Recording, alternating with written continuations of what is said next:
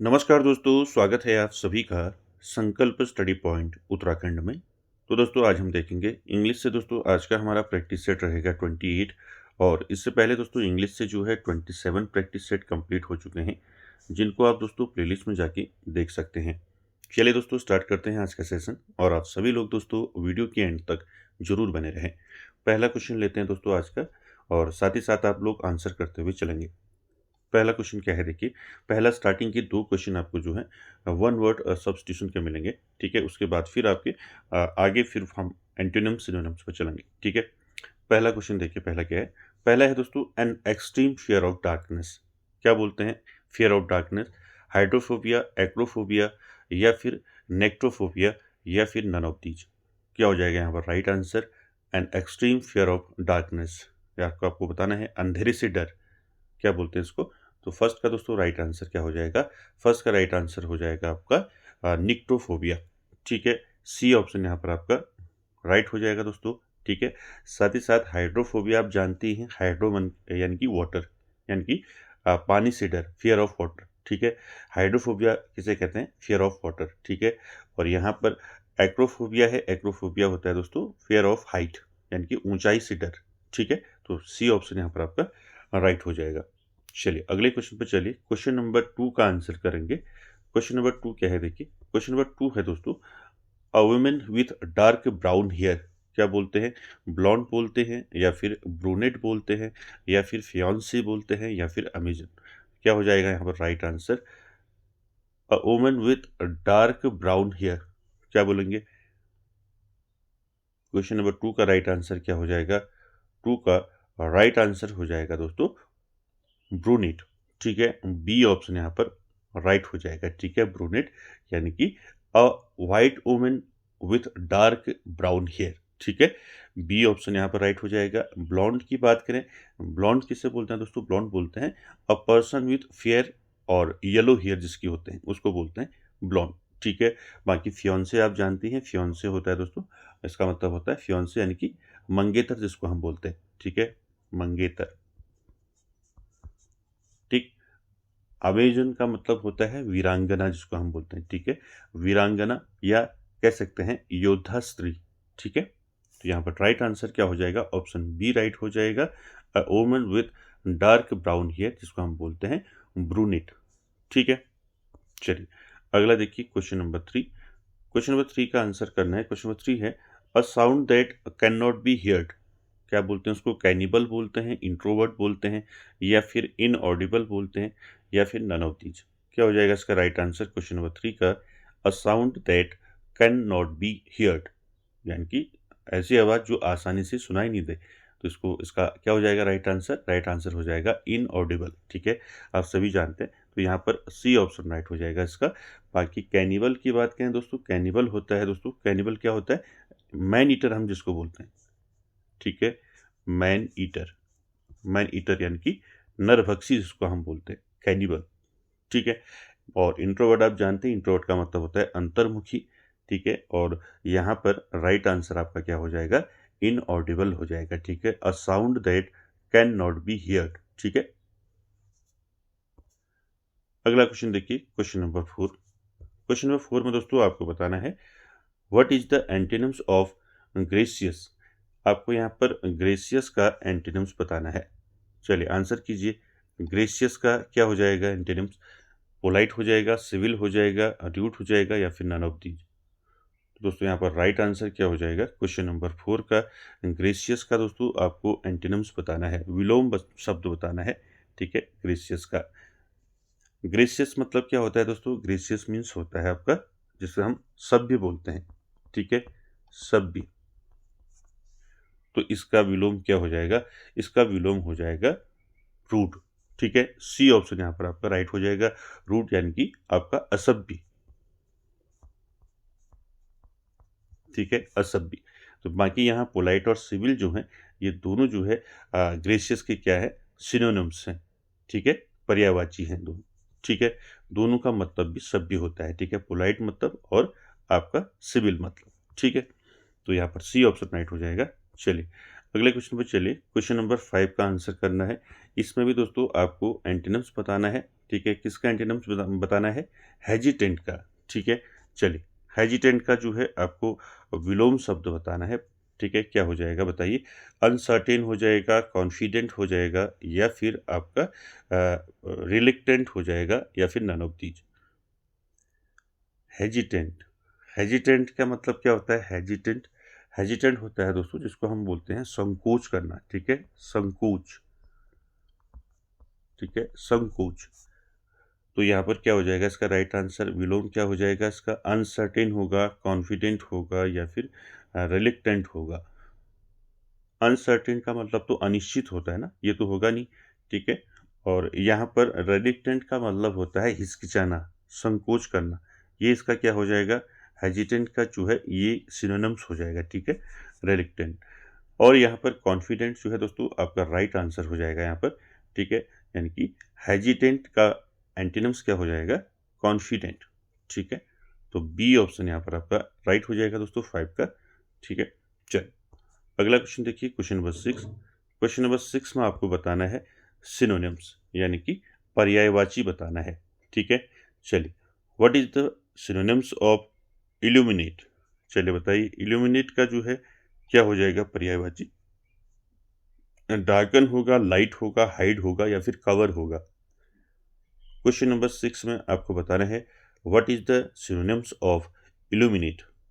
क्या हो जाएगा? राइट आंसर हो जाएगा दोस्तों इसका, इल्यूमिनेट का मतलब क्या होता है? चमकना कह सकते हैं, या रोशन कह सकते हैं, रोशन करना, रोशन या चमकना। ठीक है, तो यहाँ पर इसका राइट आंसर क्या हो जाएगा? डार्कन तो होगा नहीं। ठीक है, और हाइट, हाइड भी नहीं होगा, कवर भी नहीं होगा, तो यहाँ पर राइट आंसर लाइट हो जाएगा। ठीक है, इल्यूमिनेट यानी कि रोशन, चमकना, या इसका क्या हो जाएगा? लाइट। ठीक है, तो बी ऑप्शन यहाँ पर राइट हो जाएगा दोस्तों। ठीक है, चलिए अगला क्वेश्चन देखिए, क्वेश्चन नंबर 7 में फिर आपको जो है इसमें सिनोनिम्स बताना है। किसका सिनोनिम्स बताना है? क्वेंट का। चलिए what is the synonyms of Quint? तो क्वेंट का जो है पर्यायवाची क्या हो जाएगा? मॉडर्न होगा, यूजुअल होगा, चार्मिंग होगा, या फिर कॉमन होगा। चलिए आंसर कीजिए। ठीक है, क्वेंट का मतलब होता है अनोखा या अद्भुत, जिसको हम बोलते हैं। ठीक है, अनोखा या अद्भुत।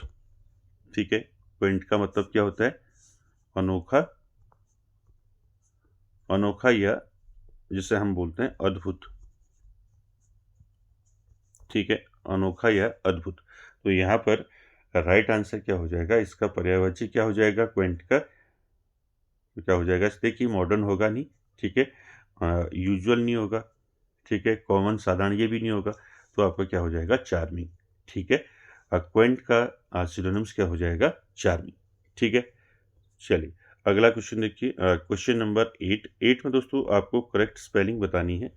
ठीक है, क्वेश्चन नंबर 8 में चूज द करेक्ट स्पेलिंग। यहाँ पर आपको नेसेसरी की जो है करेक्ट स्पेलिंग बतानी है। चलिए आंसर कीजिए, क्या होता है इसका राइट आंसर? नेसेसरी का, नेसेसरी का मतलब होता है आवश्यक। ठीक है, तो यहाँ पर नेसेसरी की जो करेक्ट स्पेलिंग होगी क्या होगी? आंसर कीजिए। ए ऑप्शन सही होगा, बी सही होगा, सी सही होगा।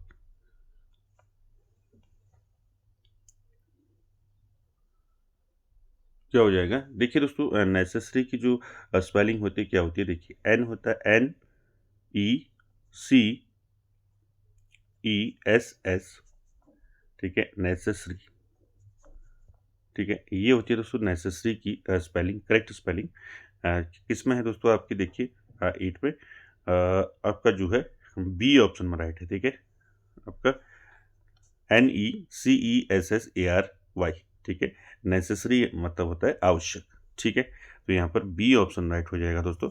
ठीक है, चलिए अगला करेक्ट स्पेलिंग बताएंगे क्वेश्चन नंबर 9 में। क्वेश्चन नंबर 9 में दोस्तों आपको करेक्ट स्पेलिंग बतानी है। किसकी बतानी है? कॉन्शियंस की। चलिए बताइए, क्वेश्चन नंबर 9 में आपको बताना है कॉन्शियंस की करेक्ट स्पेलिंग क्या होगी?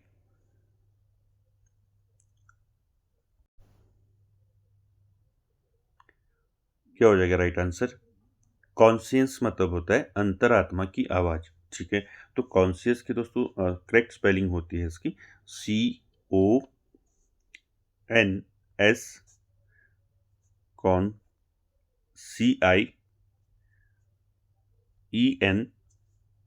CE, ठीक है। कॉन्शियस, कॉन्शियस का मतलब होता है अंतरात्मा की आवाज़। तो यहाँ पर कौन सा ऑप्शन राइट हो जाएगा 9 में? 9 में आपका किस में राइट है? देखिए ये तो है नहीं, ठीक है। कौन SCI ये भी नहीं है, तो यहाँ पर आपका राइट आंसर सी हो जाएगा, ठीक है।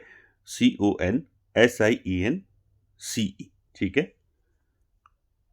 चलिए अगला क्वेश्चन देखिए, क्वेश्चन नंबर 10। दोस्तों क्वेश्चन नंबर 10 में आपको पार्ट्स ऑफ स्पीच बताना है, ठीक है। चलिए यहाँ पर देखिए, सी ऑलवेज अराइव्स ऑन टाइम, ठीक है।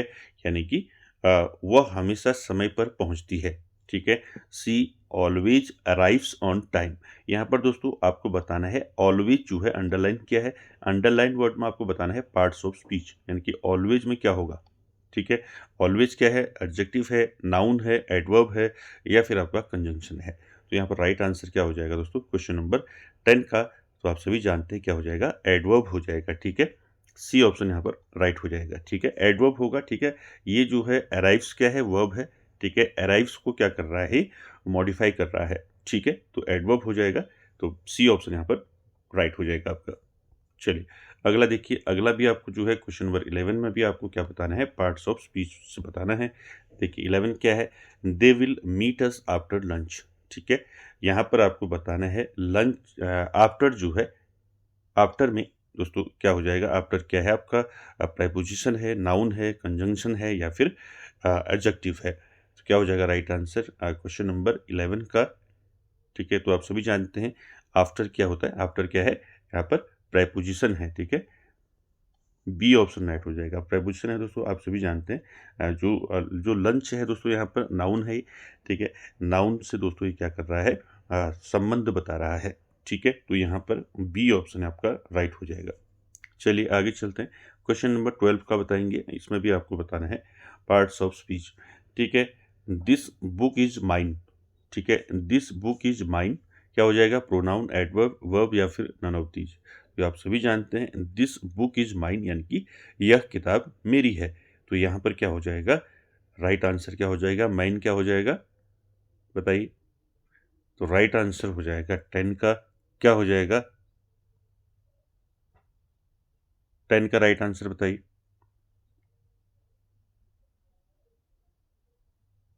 सॉरी 12 का, sorry. This book is mine क्या हो जाएगा इसमें? राइट आंसर हो जाएगा दोस्तों 12 का, क्या हो जाएगा 12 का राइट आंसर? प्रोनाउन हो जाएगा, ठीक है। क्लियर है? तो this book is mine, mine आप जानते हैं प्रोनाउन होगा। प्रोनाउन के कौन से शब्द होते हैं?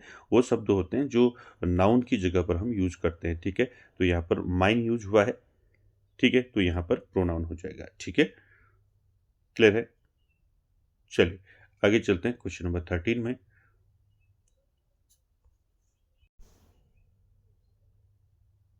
चलिए क्वेश्चन नंबर 13 का आंसर करेंगे। क्वेश्चन नंबर 13 है दोस्तों, we saw a huge elephant in the zoo. यहाँ पर ह्यूज तो है दोस्तों, नाउन होगा, एडवर्ब होगा, एडजेक्टिव होगा, या फिर प्रोनाउन होगा।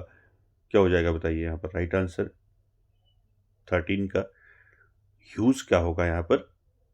13 का राइट आंसर हो जाएगा, ये क्या कर रहा है? विशेषता बता रहा है, ठीक है। तो यहाँ पर राइट आंसर क्या हो जाएगा यहाँ पर? एडजेक्टिव हो जाएगा, ठीक है। सी ऑप्शन राइट हो जाएगा, ठीक है। देखिए ह्यूज जो है एडजेक्टिव होगा, जो नाउन एलिफेंट की क्या कर रहा है? विशेषता बता रहा है, ठीक है। वी सॉ हमने देखा जू में, ठीक है। हमने चिड़ियाघर में जो है विशाल हाथी देखा, ठीक है। तो हाथी कैसा देखा? विशाल। तो यहाँ पर विशेषता बताई जा रही है, तो एडजेक्टिव हो जाएगा, ठीक है। चलिए अगला देखिए क्वेश्चन नंबर 14। 14 में दोस्तों आपको बताना है फिगर ऑफ स्पीच, ठीक है। 14 में बताना है figure of speech, time is a thief. तो यहाँ पर क्या हो जाएगा? सिमिली होगा, मेटाफर होगा, पर्सोनिफिकेशन होगा, या फिर नन ऑफ दीज। क्या हो जाएगा राइट आंसर क्वेश्चन नंबर 14 का? यहाँ पर दोस्तों देखिए, time is a thief, time को क्या बता दिया गया है? थीप बता दिया गया है डायरेक्ट। तो यहाँ पर आप जानती हैं, जहाँ पर डायरेक्ट कंपैरिजन होता है, जहाँ पर डायरेक्ट कंपैरिजन होता है, वहाँ पर आपका क्या हो जाता है? वहाँ पर होता है आपका मेटाफर, ठीक है। तो यहाँ पर बी ऑप्शन राइट हो जाएगा दोस्तों, ठीक है। टाइम इज अ थीफ यानी कि समय एक चोर है, ठीक है। समय को जो है सीधे चोर बताया गया है। तो जहाँ पर आपका डायरेक्ट कंपैरिजन होता है विदाउट यूजिंग लाइक और एज, जहाँ पर हम लाइक और एज का यूज नहीं करते हैं, ठीक है। डायरेक्ट कंपैरिजन होता है तो वहाँ पर मेटाफर होता है, यानी कि रूपक होता है, ठीक है, जिसको हम हिंदी में रूपक अलंकार कहते हैं, ठीक है। चलिए अगला देखिए क्वेश्चन नंबर 15। 15 में भी दोस्तों आपको फिगर ऑफ स्पीच बताना है, ठीक है। 15 में चलिए बताइए इसमें क्या होगा। मैन पर्पजेज, गॉड डिस्पोजेज, ठीक है। यहाँ पर बताना है मैन प्रपोजेज, गॉड डिस्पोजेज। तो इसका मतलब होता है मनुष्य जो है क्या करता है, योजना बनाता है और ईश्वर जो है उसको पूरा करता है। तो क्या हो जाएगा यहाँ पर, आयरनी होगा, एंथिसिस होगा या फिर अलिट्रेशन होगा। Man proposes, God disposes. तो दोस्तों यहाँ पर एंटीथेसिस होगा, ठीक है, यानी कि विरोधाभास हो रहा है यहाँ पर। बी ऑप्शन यहाँ पर राइट हो जाएगा, ठीक है। आपको मैंने बताया था कि जो जहाँ पर आपका दोस्तों कॉन्ट्रास्ट होता है, ठीक है, जहाँ पर टू अपोजिट कॉन्ट्रास्ट होता है वहाँ पर आपका एंटीथेसिस होता है, ठीक है, यानी कि विरोधाभास अलंकार जिसको हम बोलते हैं। कॉन्ट्रास्ट हुआ to opposite idea, human planning versus आपका डिवाइन एक्शन। यहाँ पर देखिए एक तो आपका यहाँ पर मैन पर्पज, ठीक है, यानी कि यहाँ पर हो जाएगा आपका ह्यूमन प्लानिंग, ठीक है, वर्सेस आपका गॉड, मैन वर्सेस गॉड। तो यहाँ पर दो आपका जो है अपोजिट आइडिया का जो है कॉन्ट्रास्ट है, तो यहाँ पर क्या हो जाएगा, एंटीथेसिस हो जाएगा दोस्तों, ठीक है। चलिए अगला देखिए क्वेश्चन नंबर 16। अब यहाँ पर आपको यहाँ से लिटरेचर के क्वेश्चन आपके रहेंगे। 16 में आपको बताना है दोस्तों, the cow of the barricades is a collection of, ठीक है। आपको बताना है the cow of the barricades किसका वर्क है, कमेंट बॉक्स में कमेंट करें किसका वर्क है। The cow of the barricades is a collection of essays का कलेक्शन है, पोएम का कलेक्शन है या फिर शॉर्ट स्टोरीज का कलेक्शन है। बताइए क्या रहेगा right answer. Question number 16, the cow of the barricades दोस्तों रिटन बाय राजा राव, ठीक है, रिटन बाय राजा राजा राव, ठीक है। और ये कब रिटन हुआ दोस्तों, ये भी आपको याद रखना है। ये राजा राव ने इसको रिटन किया था the cow of the barricades 1947 में, ठीक है, सॉरी पब्लिश्ड हुआ था ये, ठीक है। पब्लिश कब हुआ था, 1947 में, ठीक है। साथ ही साथ दोस्तों ये क्या था, ये दोस्तों एक कलेक्शन था किसका, बताइए, शॉर्ट स्टोरीज का, ठीक है, मैंने बताया था आपको। तो सी ऑप्शन यहाँ पर आपका राइट हो जाएगा, ठीक है। याद रखेंगे the cow of the barricades किसका वर्क है, राजा राव का वर्क है दोस्तों ये, और कब पब्लिश हुआ था, 1947 में। और ये क्या है, एक शॉर्ट स्टोरीज कलेक्शन है। चलिए आगे चलिए अगला क्वेश्चन, क्वेश्चन नंबर 17 में आपको बताना है, 17 में बताना है दोस्तों, Baby Kochamma a cruel woman is a character in. आपको बताना है बेबी कोचम्मा जो है ये कैरेक्टर आपको कहाँ देखने को मिलता है। ऑप्शन देखिए, the God of small Things, the Ministry of Utmost Happiness, the Algebra of Infinite Justice, और नन ऑफ दीज। क्या हो जाएगा इसका राइट आंसर बताइए। क्वेश्चन नंबर 17 का बेबी कोचम्मा ये कहाँ देखने को मिलता है कैरेक्टर, तो 17 का राइट आंसर हो जाएगा the God of small things, ठीक है। ए ऑप्शन राइट हो जाएगा, ठीक है। The God of small things किसका वर्क है, ये वर्क है अरुंधति रॉय का, ठीक है। The God of small things written by Arundhati Roy, ठीक है, अरुंधति रॉय, ठीक है, अरुंधति रॉय का वर्क है। साथ ही साथ आपको याद रखें the God of small thing जो है ये पब्लिश हुआ था दोस्तों, कब हुआ था, ये पब्लिश हुआ था 1996-7 में, ठीक है, 1996 में जो है ये पब्लिश हुआ था। 96-97 को नोट रखेंगे, ठीक है। साथ ही साथ दोस्तों यहाँ पर जो अदर ऑप्शन है उसको भी आपने ध्यान में रखना है, ठीक है। The Ministry of Utmost happiness ये भी जो है किसका वर्क है, ये भी अरुंधति रॉय का वर्क है, ठीक है। The Ministry of Utmost happiness, ठीक है। और साथ ही साथ सी ऑप्शन जो है the Algebra of Infinite justice ये भी जो है अरुंधति रॉय का वर्क है, ठीक है। तो यहाँ पर आपको तीनों जो है ध्यान में रखने हैं, ठीक है, क्लियर है। तो बेबी कोचम्मा जो है ये कैरेक्टर किस में है, the God of small things में है, ठीक है, ठीक है। तो यहाँ पर आपको तीनों जो है ध्यान में रखने हैं, ठीक है। ये तो आपको कंफर्म हो गया ना, the God of small things जो है कब पब्लिश हुआ था, ये हुआ था 1996-97 में, ठीक है। किसका वर्क है, अरुंधति रॉय। साथ ही साथ जो आपके दो ऑप्शन है यहाँ पर, ठीक है, ये राइट हो जाएगा। यहाँ पर जो the Ministry of Utmost happiness है ये आपको याद रखना है। ये भी अरुंधति रॉय का वर्क है, लेकिन ये पब्लिश कब हुआ था पूछा जा सकता है आपको। ये पब्लिश हुआ था दोस्तों 2017 में। ठीक है, ध्यान रखेंगे। और यहाँ पर आपका जो सी ऑप्शन है, the Algebra of Infinite justice जो है, ये भी अरुंधति रॉय का वर्क है। और ये कब पब्लिश हुआ था? ये पब्लिश हुआ था 2001 में। ठीक है, तो ध्यान रखना है दोस्तों आपको, पब्लिश। ठीक है, तो तीनों वर्क जो हैं अरुंधति रॉय के हैं। तीनों वर्क्स को आपने ध्यान रखना है कब पब्लिश हुए। ठीक है, तो बेबी कोचम्मा जो है ये किस में है? The God of small things में। चलिए आगे चलिए, क्वेश्चन नंबर 18 में आपको बताना है who is Othello's wife in the play Othello. ठीक है, ऑथेलो में ऑथेलो की वाइफ कौन है? तो आप जानते हैं दोस्तों। राइट आंसर क्या हो जाएगा यहाँ पर? डेस्टिमोना, ग्रेंटेन्यू, ब्रेबेंशियो या फिर नन ऑफ दीज। क्या हो जाएगा राइट आंसर यहाँ पर? 18 का राइट आंसर हो जाएगा ऑथेलो की वाइफ का नाम डेस्टिमोना। ठीक है, ए ऑप्शन यहाँ पर आपका राइट हो जाएगा। ठीक है, चलिए आगे चलते हैं क्वेश्चन नंबर 19 में। यहाँ पर आपको बताना है दोस्तों, क्वेश्चन नंबर 19 में who called William Shakespeare sweet swan of Avon.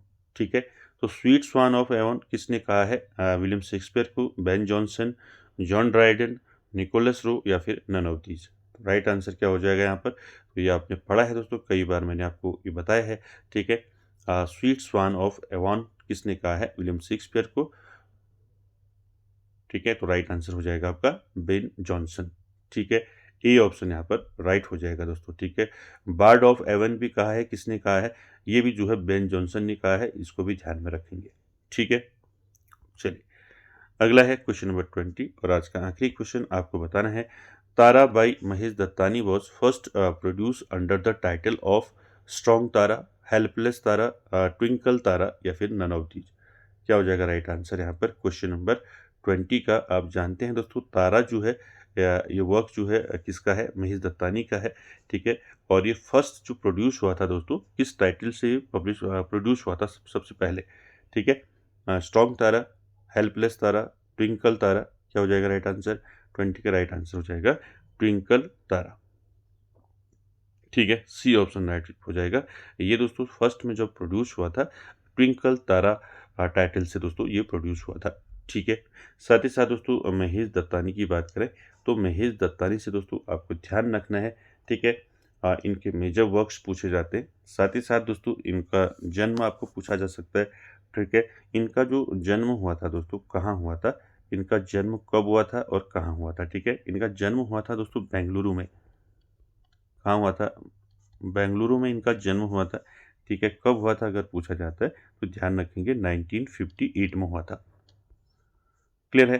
साथ ही साथ दोस्तों कुछ मेजर इनके वर्क्स हैं, इनको एक बार देख लेते हैं दोस्तों, आपको सारे ध्यान रखने हैं। ठीक है, मेजर वर्क्स इनके कौन कौन से हैं महेश दत्तानी के?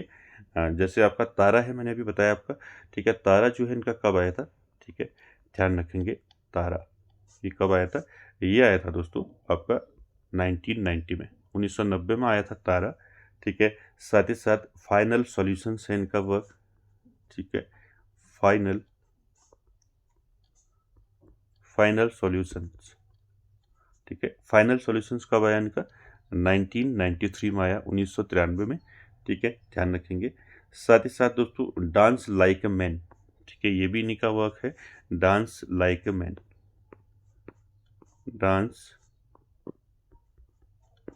डांस लाइक अ मैन, ये कब आया था इनका वर्क? ये आया था 1958 में।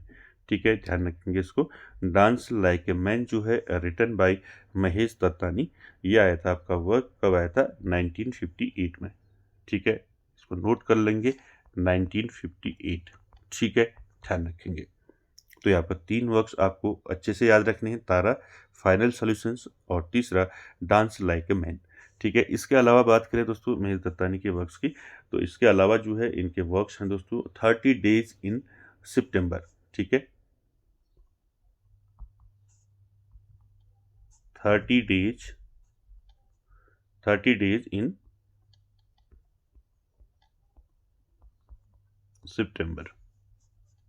ठीक है, ये भी वर्क इनका है दोस्तों, कब आया था ये आया था आपका 2001 में। ठीक, कब आया था? 2001 में आया था। ठीक है, साथ ही साथ दोस्तों इनका वर्क है दोस्तों वेयर देयर्स अ विल, ठीक है, वेयर देयर्स अ विल, ठीक है, वेयर देयर्स अ विल, ये आया था इनका वर्क 1986 में, ठीक है, ध्यान रखेंगे। साथ ही साथ इनका वर्क है दोस्तों एक 7 स्टेप्स अराउंड द फायर, ठीक है, जितने मैं आपको बता रहा हूँ सारे आपको ध्यान रखने हैं, ठीक है। इसके अलावा आपका अगला जो इनका वर्क है ध्यान रखेंगे 7, ठीक है, 7 steps around 7 steps around the fire, ठीक है। तो ये वर्क इनका कब आया था, ये आया था इनका 1998 में आया था, ठीक है, 1998 में। साथ ही साथ एक वर्क और याद रखेंगे इनका द बिग फैट सिटी, ठीक है, द बिग फैट सिटी। तो बिग फैट सिटी जो है इनका वर्क आया था दोस्तों, ये कब आया था, ये आया था 2012 में, ठीक है। तो दोस्तों महेश दत्तानी की आपको सारे वर्क्स याद रखने हैं, ठीक है।